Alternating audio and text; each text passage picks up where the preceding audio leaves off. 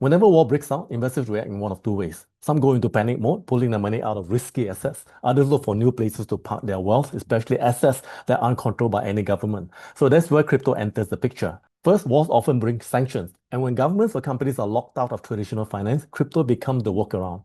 And that's not just theory, it has already happened. Because back in 2022, Russians under sanctions used crypto to move funds internationally when their banks were blocked from the SWIFT system.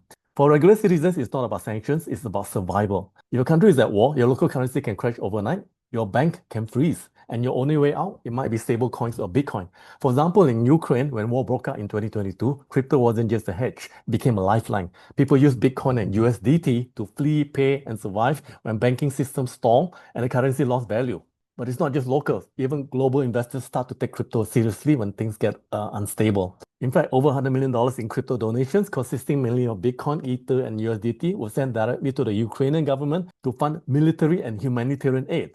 However, Bitcoin's price didn't skyrocket, but it did recover modestly, not from hype, but from renewed attention as a functional, borderless form of money. And then there's oil.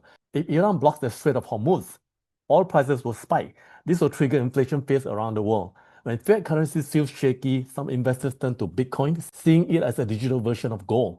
Okay, now let's look at the other side of the coin. Because crypto doesn't always behave the way you expect in a crisis. If crypto is used by sanctioned entities like Iran, governments could strike back. We've seen this before. Israel worked with Binance, a centralized exchange, to freeze accounts tied to Hamas.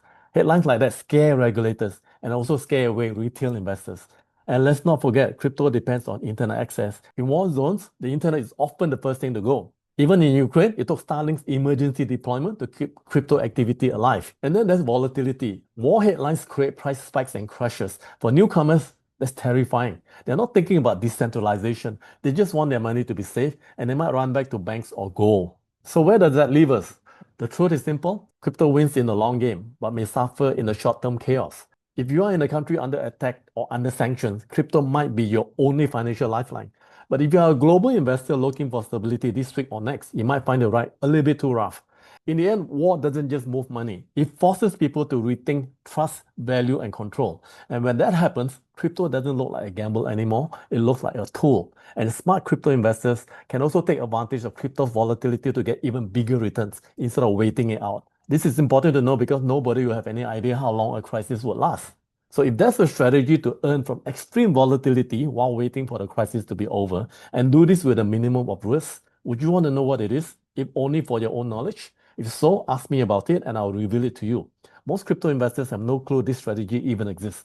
Don't be one of them.